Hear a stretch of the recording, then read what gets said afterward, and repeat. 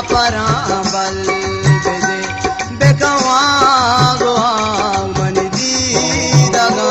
वती मिस्की महापरा बल बेदे तो चलुंटा आसमी पुल बिरी तो चलुंटा आसमी पुल बिरी मन कम्मी गालो गदल बेदे बेकवा गोहाग मन दीदगा वती मिस्की महापरा बल बेदे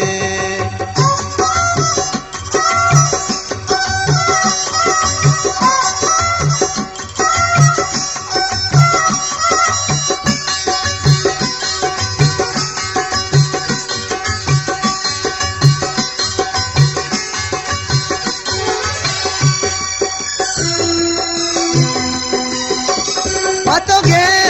दुखी अगा पची बेका देलेलो जिशा पुवती दामुना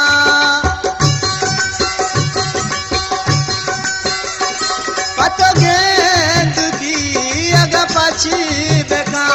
देलेलो जिशा पुवती दामुना ओ बेदा के साथ बजानगे वती दस्ते चलुंटा आसमी पुल बिरी तो चलुंटा आसमी पुल बिरी मन कम्मी गालो गजल बेदे बेकवा गोहाग मन दीदगा वती मिस्की महापरा बल बेदे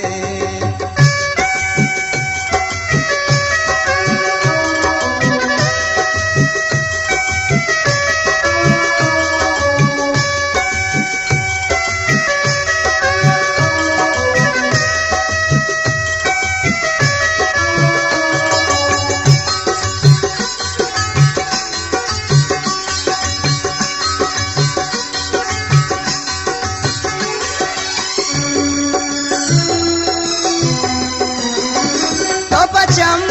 कुमारी दल कपे कदी ग्वाडगा पस्वाद से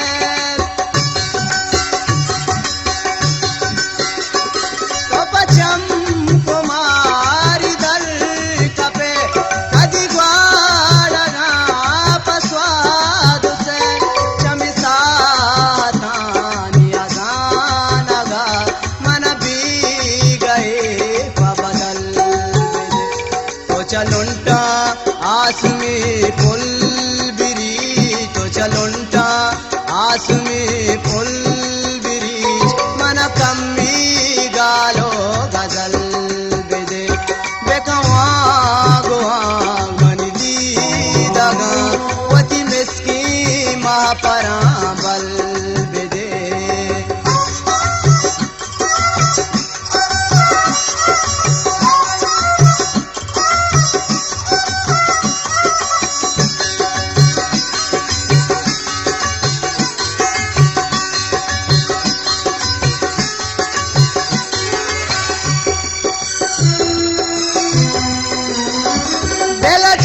चामनाथ पादोशी मेना के पनागिद जीरी मनियल गमा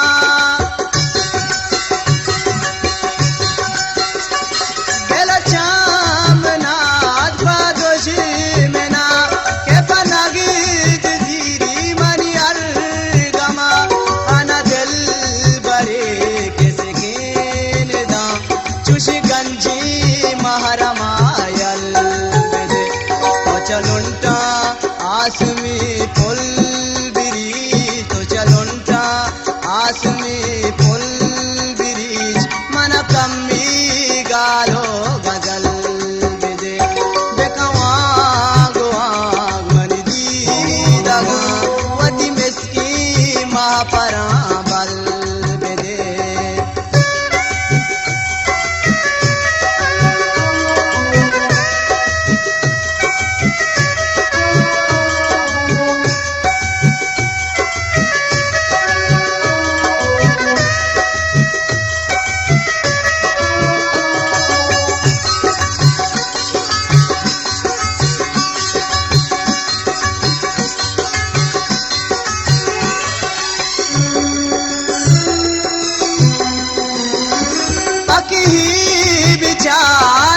शाम कनगे इदला निबानो के आदते बाकी ही विचार गो शाम कनग इदला निबानो के आदते हम सूझ के